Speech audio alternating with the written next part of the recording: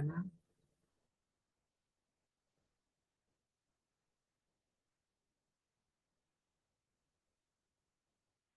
pagi rekan-rekan pelayanan di dalam Tuhan. Selamat pagi. Terima kasih Bu Barita. Selamat datang lagi di Indonesia dari Ho Chi Minh City. Haleluya. Dari Yangon. Oh Yangon lah. Oh bukan belum di Vietnam. Belum Pak.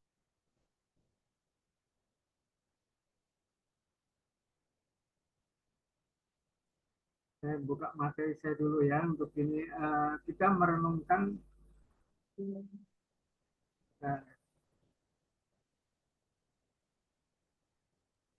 Doa dulu Pak Lukas.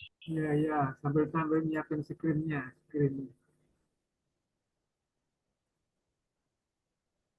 Yuk, Bapak dalam surga, kami bersyukur kalau Engkau membangunkan kami di pagi hari ini. Engkau masih memberikan kami kesempatan untuk berfellowship, untuk saling menguatkan di antara kami, hamba-hamba Tuhan di Kingdom Family Indonesia. Tuhan, kami bersama-sama hendak mendiskusikan atau merenungkan bagian dari firman Tuhan. Berfirmanlah kepada kami siap mendengarkan. Dalam nama Tuhan Yesus kami berdoa. Amin. Amin.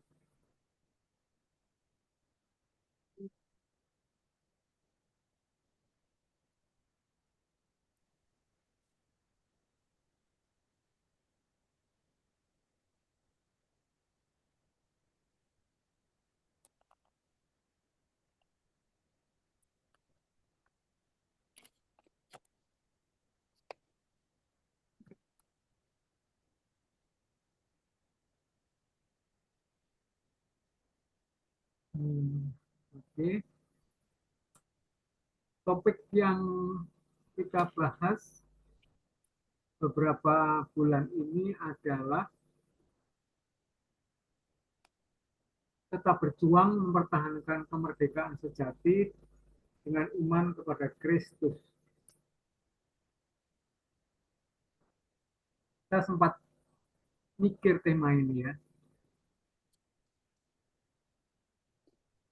Kenapa kemerdekaan itu tetap harus dipertahankan? Kemerdekaan sejati ya.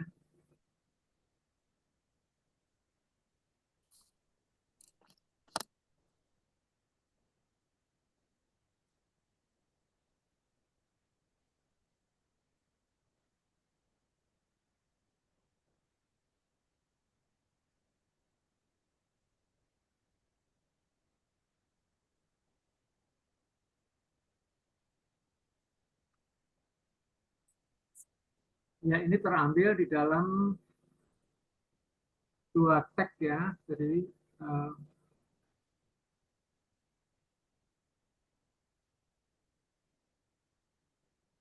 dalam Galatia mengatakan, saudara-saudara, memang kamu telah dipanggil untuk merdeka.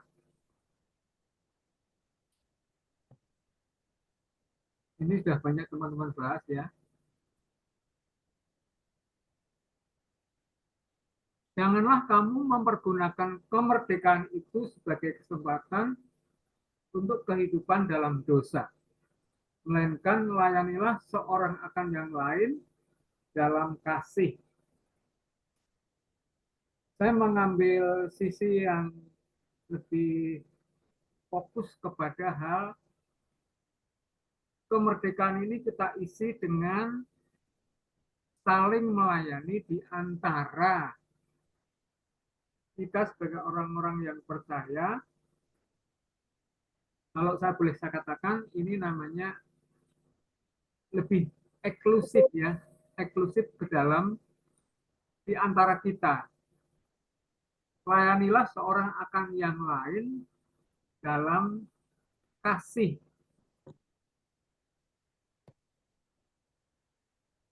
Nah, sementara yang untuk mengisi kemerdekaan ini, selain kita dipanggil untuk saling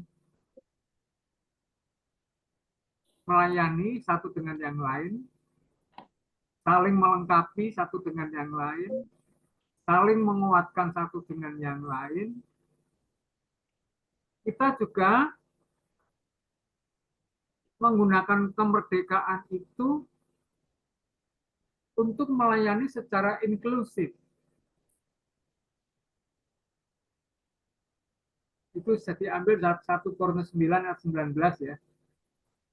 Sungguh pun aku bebas terhadap semua orang, aku menjadikan diriku hamba dari semua orang.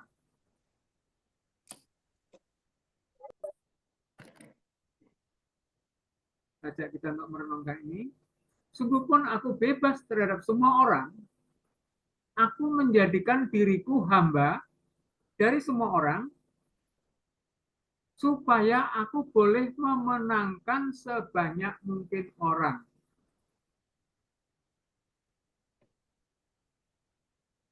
Perhatikan kata-kata memenangkan. Saya lebih tertarik istilah ini terkesan bukan kayak apa namanya, bukan merebut orang dari direbut dari ini dipindah ke sini, bukan, tapi lebih memenangkan sebanyak mungkin orang. Nah, ini seringkali yang kita pakai untuk mendiskusikan tentang kontekstualisasi ministry ya. Bagi orang Yahudi, aku seperti orang Yahudi. Ya, memang dia orang Yahudi. Dari, kalau tidak salah, dari suku Benjamin. Dan dia, kalau kita lihat latar belakangnya, selain dia dari suku Benjamin, dia begitu, ya memang terdidik, terpelajar dalam konteks teologi ya. Dia begitu fanatiknya terhadap keyakinannya, sehingga menurut pemikirannya, setiap ajaran yang tidak sesuai dengan pemahamannya itu salah.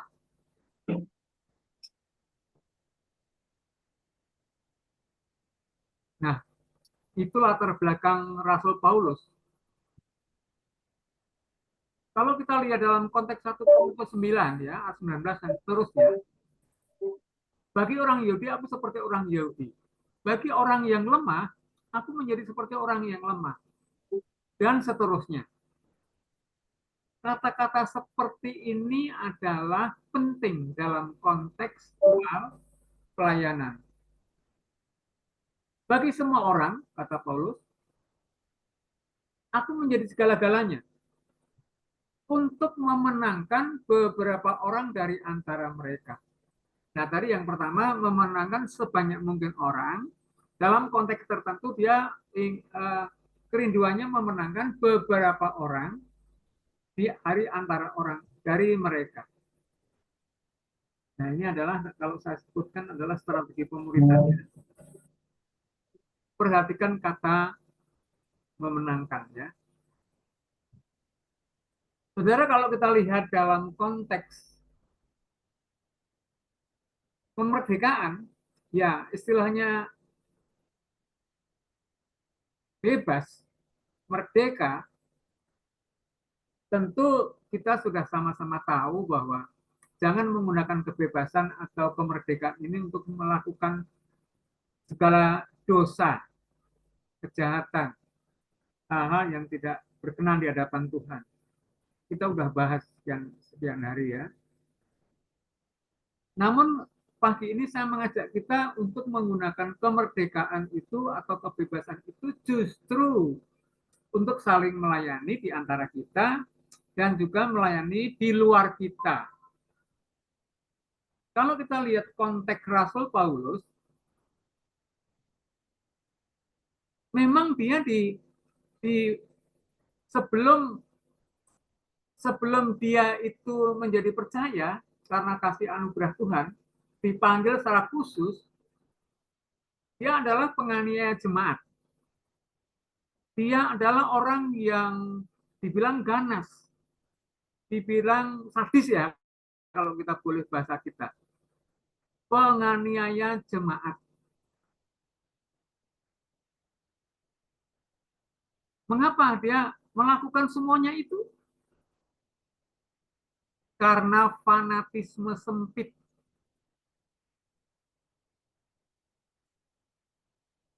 Namun kenapa Tuhan memilih dia?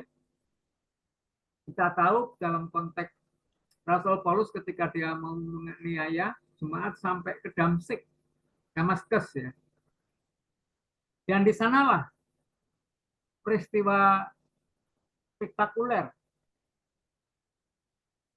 Dia dipanggil, dia rebah. Saulus, Saulus, kenapa engkau menganiaya aku? Siapakah engkau, Tuhan? Akulah Yesus yang engkau aniaya. Teman-teman, kita merenungkan dalam konteks latar belakang si Rasul Paulus ini ya. Seandainya tidak spektakuler dipanggil Tuhan begitu, apakah dia akan bertobat? Silahkan direnungkan teman-teman teolog-teolog di antara kita yang paham tentang teologi. Tapi saya tertarik dengan satu kisah di mana Rasul Paulus ini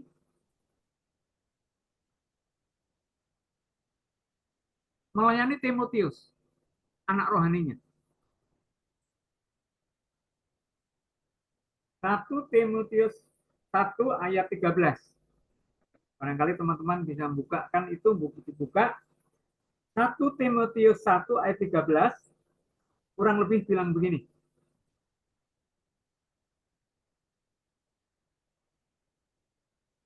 Aku penganiaya jemaat, aku ganas, kalau bisa aku memusnahkan orang-orang percaya.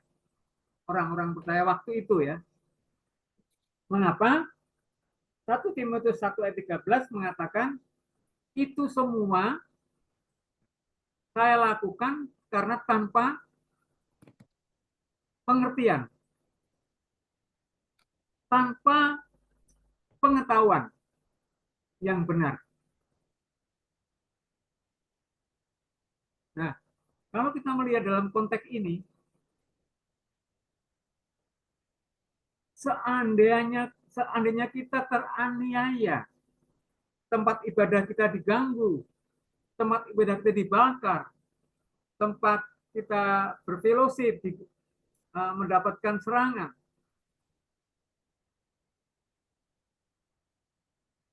Ini mirip, ini saya bilang mirip, walaupun nggak sama. Karena ketidakmengertian, ketidakpahaman. Saya sempat lihat dalam konteks bahasa Inggris, di dalam ignorant. Rasul Paulus sebelum dia terima Yesus untuk menghabisin komunitas Kristen waktu awal, itu didasari karena ketidaktahuan, ketidakpahaman. Nah, ini seandainya Rasul Paulus tahu, apakah dia akan mungkin menganiaya jemaat? Saya kira enggak. Nah, saudara-saudara, kita hidup di tengah-tengah mayoritas yang betul-betul belum mendapatkan kasih dan anugerah, mendapat pemahaman yang benar. Siapakah aku? Atau siapakah engkau? Tuhan, akulah Yesus yang kau aniaya. Nah, setelah peristiwa di Damsyik itu, kita tahu bahwa panggilan Rasul Paulus sangat jelas. Dia dipakai Tuhan luar biasa untuk menjangkau orang-orang non-Yahudi khususnya. Dan kita tahu dampaknya hingga hari ini. Tentu kalau kita tanya, kenapa Tuhan memakai dia yang latar belakangnya fanatis, ya, fanatis sempit, emosional, bahkan dia cuma mengatakan, kalau nggak salah di bagian kalimat-kalimat narasi Alkitab, dia mengatakan bahwa aku berniat untuk membasmi, ya, komunitas Kristen waktu itu. Jadi merasa bahwa ini akan satu gerakan untuk menggoncangkan agama Yahudi, agama Taurat, ya, yang notabene baru dia paham ketika dia sudah dipanggil untuk menjadi alatnya. Sebenarnya Yesus yang diagungkan orang Kristen itu adalah penggenapan dari seluruh isi hukum Taurat. Itu yang tidak dipahami oleh Rasul Paulus waktu itu.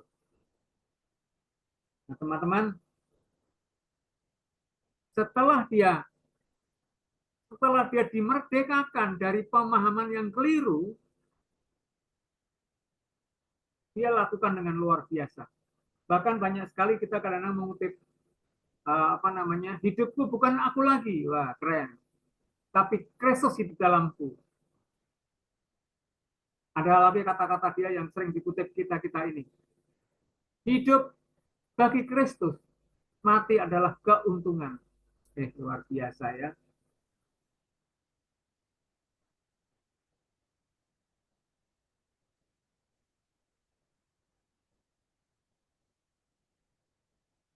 Nah, ini sih pengalaman saya di awal-awal. Memang saya bertobat, lalu itu juga menurut saya agak sulit dipahami. Ada orang Kristen, kamu udah didoakan. Oh ya, saya bilang gitu. Jadi ketika kurang lebih saya menjadi orang percaya, saya menjadi orang percaya tahun 78, 6 September 78 jam 5 sore. Itu saya ingat betul peristiwanya. Saya menyerahkan diri. Lalu tahun 86, saya juga yakin dipanggil Tuhan untuk melayani dia. Namun ketika saya dipanggil, ditantang menjadi hamba Tuhan itu, saya mikir, karena kan background saya bukan teologi, saya ini sarjana umum, pemahaman saya pemahaman yang sangat sekuler. Saya juga sampai bertanya, Tuhan, apa untungnya menjadi hamba Tuhan? Lalu Tuhan memberikan saya peneguhan di Markus pasal 10. Apapun yang kamu lakukan karena Injil dan karena aku akan menukar 100 kali lipat. Nah, tentu saja artinya Tuhan memelihara, ya. Nah, sejak teks itu dimunculkan, itu tahun 86, saya menyerahkan diri. Saya belajar, diutus ke Jakarta untuk satu kayak pusat pelatihan gitu, sekolah teologi singkat. Nah, ketika panggilan saya jelas, saudara-saudara, saya tuh merasa tidak, ya memang pernah mengalami kegoncangan di awal.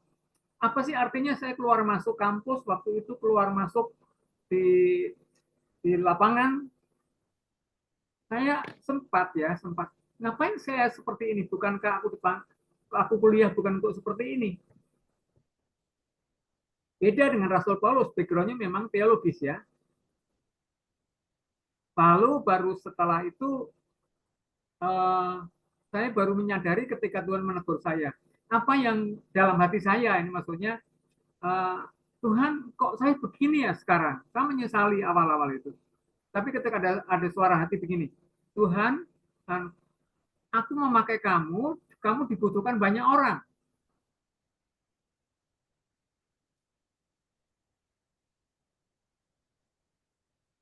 Nah, itu tahun 87 awal. Makanya setelah itulah saya mulai uh, ditempatkan di Cirebon. Belum, waktu itu di Solo dulu, baru dipindah di Cirebon.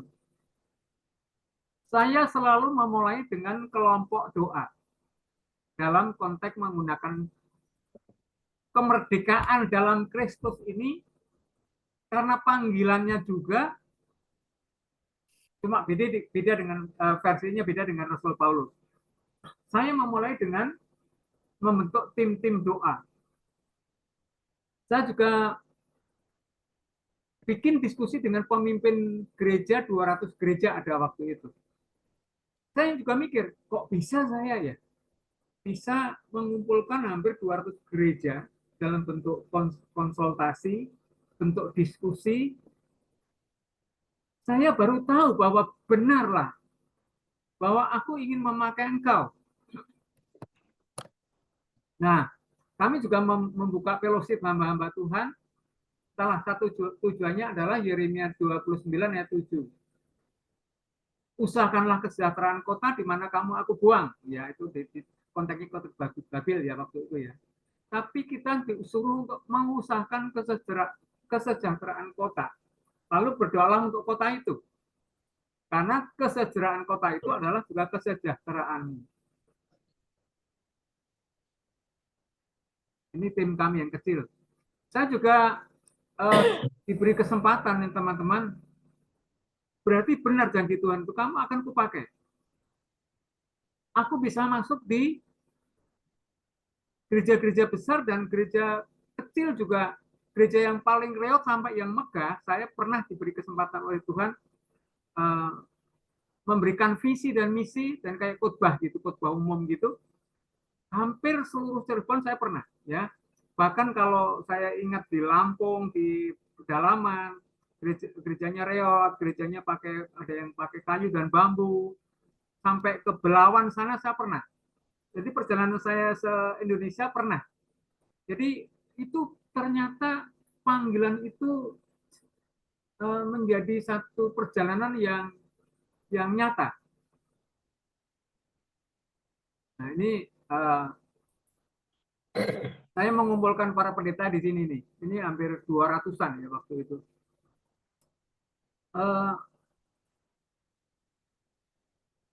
Bagaimana kami melayani secara eksklusif di antara kita sendiri. Bagaimana kita memikirkan, bahkan saya waktu itu membuat agreement, semacam kesepakatan gitu pada mereka. Lalu yang oh habis. Oke, sekarang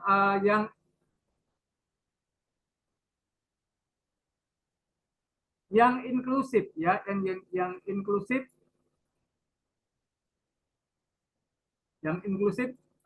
saya dipanggil memang di dua sisi ya, sisi eksklusif dan inklusif. Bentar lagi ya, 3 menit lagi.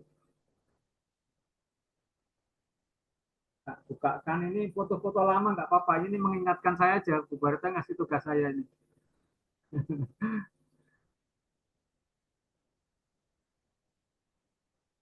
Di manakah kau?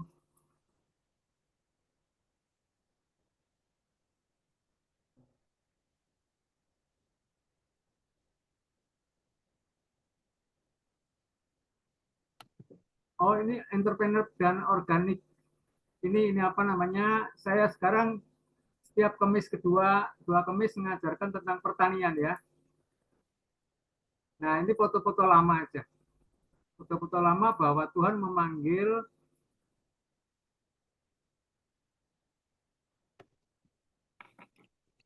mana materi itu.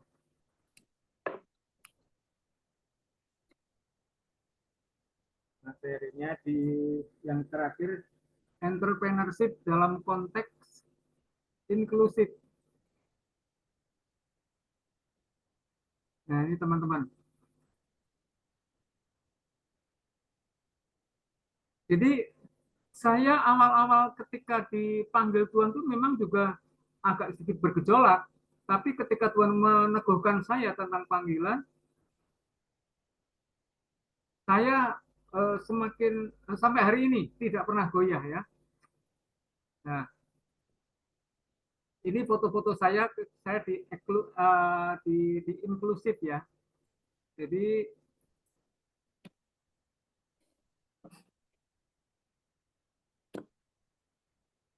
dua menit lagi. Nah, ini saya bisa masuk di pondok-pondok pesantren eksklusif. Ini inklusif ya. Nah, ini kami juga mengadakan, saya arahkan dalam konteks entrepreneur itu sudah 15 tahun yang lalu, ini foto lama ini. Ini kami di rumah ngajarin buat berbagai produk.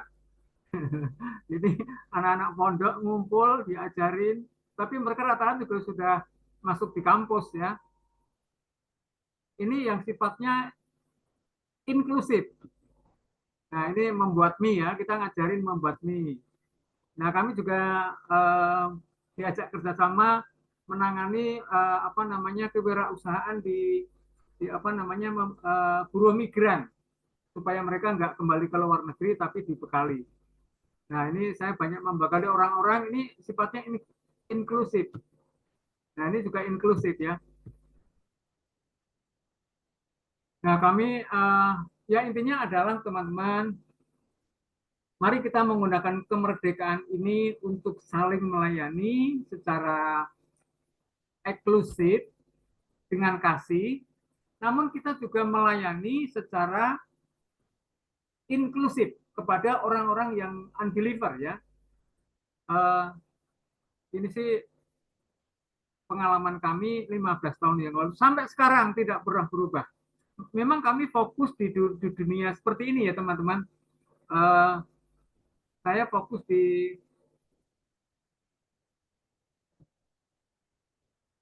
saya memang fokus di dunia beginian ya.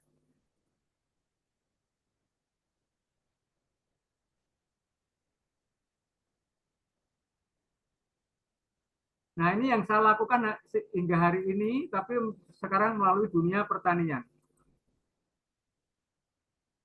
Mari saudara-saudara kita merenungkan bahwa kemerdekaan yang kita peroleh dari Kristus karena iman kepada Kristus ini, kita pakai untuk sungguh-sungguh mengisi kemerdekaan itu untuk melayani di antara kita dan kita melayani di luar kita.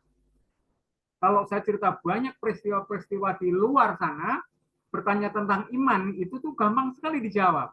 Karena rumusnya sederhana. Ketika kita sudah punya hubungan yang dekat seperti keluarga, itu pasti timbul terjadi pertanyaan-pertanyaan, kenapa sih bisa begitu? Kenapa imannya begini? Dan itulah peluang kita untuk memberitakan namanya iman. Walaupun beda nggak apa-apa, kita cerita aja. Kita bukan mengajak jadi Kristen, mengajak jadi agama Kristen, enggak. Tapi kita ceritakan aja apa yang kita imani. Udah itu aja.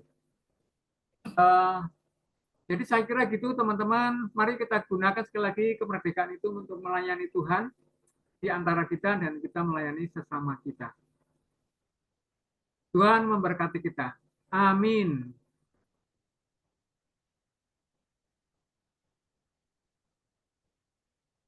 Amin, Bu Barita. Doa penutup sih. Oke, Bapak dalam surga, ajar kami untuk mengerti kehormatan panggilan Tuhan untuk saling melayani, dan kami menjadi berkat di luar, di sana. Terima kasih Bapak. Terima kasih Tuhan. Berikan kami kesukacitaan dalam kami melayani. Terima kasih Bapak, dalam nama Tuhan Yesus kami bersyukur. Haleluya. Amin.